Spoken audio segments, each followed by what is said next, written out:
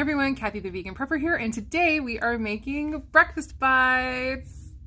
Do-do-do-do-do-do-do. Vegan prepper. Do-do-do-do-do-do-do.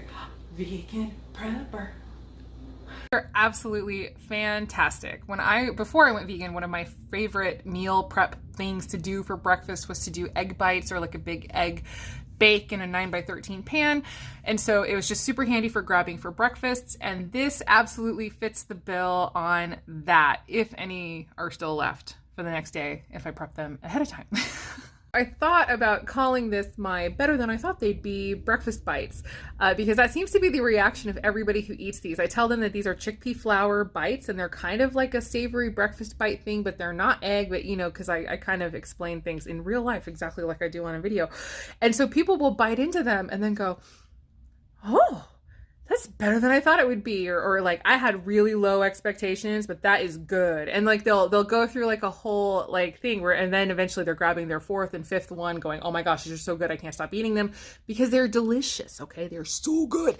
So they genuinely are. These work really well as like, this is just a bake. They work well in a 9x13 dish and they work well in like a pie crust, so you can make your own if you're super fancy, or like me, you just buy them organic pie crust from the store frozen, and I'll like pour a recipe of this into a pie crust. And if I can't remember at this point, I'm pretty sure one recipe makes one and it might make two pie crusts, 9-inch pie crusts. That's something you'll have to experiment with if you do it yourself and it ends up being too much for a 9-inch pie crust. Then go ahead and make a few bites on the side and then it'll still work out. But anyway, let's go ahead and get into the recipe. This is fantastic. Yeah, my family loves these, and well, except for Sage, but pretty much everybody loves these. Okay. 1.5 cups of chickpea flour, 1/2 cup of almond flour, 1/3 cup of nutritional yeast, a teaspoon of kala namak or black salt, a teaspoon of basil, a cup of plant milk of your choice, and a cup of water. And then also 1.5 to 2 cups of veggies. Just give them a light saute so that they release most of their initial moisture. But if you are using vegetables like zucchini or like a yellow squash that have a ton of liquid inside, you definitely need to cook those down a lot more.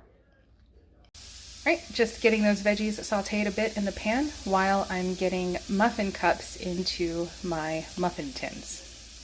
Here is the brand of baking cups that you want to use, especially for vegan baking, where things are many times not quite as bonded as they would be if you were using eggs.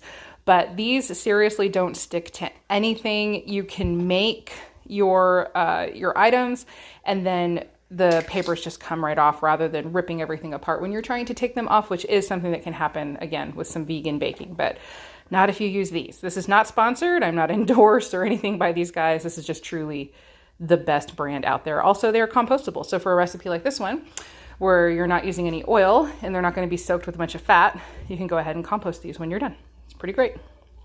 Okay, definitely give a whisk to your dry ingredients before adding the liquid, or else the chickpea flour will have a tendency to want to clump really bad.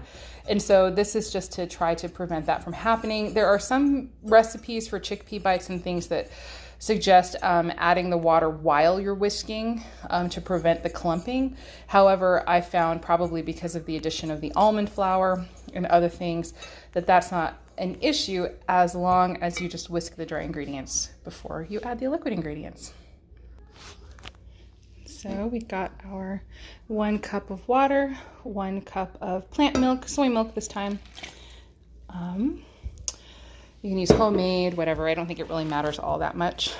And then we just keep whisking everything together, and then we're going to go ahead and add in all of the veggies. All right, so once your veggies are mixed in, you're looking at something that looks like this. And you're thinking that's way too thin. There's no way that it's going to bake up solid, but it does, and it's so good. So basically, because it is really thin though, you have to kind of stir every time before you grab your amount that you're going to make your muffin out of, or your little breakfast bite. So I use about 1/4 cup per cup. Sorry, now I'm like trying to see what I'm doing and film it at the same time, which is not easy. So basically you just sort of repeat that process, stir and fill without hopefully making too much of a horrible mess. Of course, you're not going to be trying to film it at the same time, I don't think, until you get as many muffins as you will get. And it is kind of going to change each time. So I just have my second one ready to go. Depending on how many veggies you put in, you might have gotten heavy-handed this time compared to last time. So I just always have a second tray ready to go. All right, so it looks like I have about as much, or about 2 or 3 more muffins worth of mix left after I have done this. But I do want to point something out. Obviously my little trays are not the cleanest that they could be. They're many years old. I have given up on getting them perfect. But one thing I do each time is I come through, and anything that gets on the tray, I go ahead and wipe it off before it goes into the oven. And that just keeps it a little, cleaner on top, and much easier to clean at a later time. So I just wanted to point that out. Just as a little random baking tip. It's probably something you guys already do yourselves, but just in case. And then I will go ahead and fill these up and get these in the oven. They're going to go in a 375-degree oven for 30 minutes. Okay, here they are, and they look perfect. So this is what you're looking for out of the oven. And then I just took 3 of them and threw some Violife on top, kind of at the very end. Honestly, if you were going to do this, it probably would be better to just do it on top right before you bake. But I wanted to show like options, and you could theoretically mix your own favorite shredded vegan cheese into these if you want to. There is a chorizo, like a soy chorizo that Trader Joe's sells, which is absolutely delicious, which we put on our pizzas sometimes when we make our homemade pizzas. Something like that mixed in here would be great. You can make these like less whole foods and, probably like a little bit more delicious, like more exciting to your taste buds, although they are definitely delicious as they are. And so, yeah, we're going to go ahead and break into these, but just so you know, what I've shown you today is like the base recipe. You can add whatever it is you'd like to add to these, and they will turn out absolutely wonderful. All right, so we're about to do the reaction shot. My son is eating it off the camera. How do you feel? That's good. It's good, yeah. They're really good. We do love these. It's funny, actually.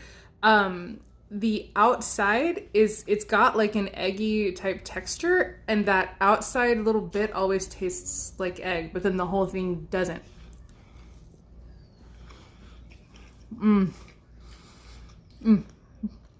Very good. That's what they look like inside. It definitely tastes more like eating something that's made of flour. It does not have the custardy egg taste, but it's delicious. Like it's truly good. And yeah, as I said, people always sort of say about these that they're better than they thought they would be. They don't have very high expectations, and I have food in my teeth. So anyway, hopefully that was helpful. If you make these, please let me know in the comments down below. They're just fantastic, and I hope that you truly enjoy them. So thank you so much for watching, and as always, I hope the rest of your day is good and your life stays wonderful. See you in the next one. Bye. Elliot likes putting ketchup on his, and they're really good.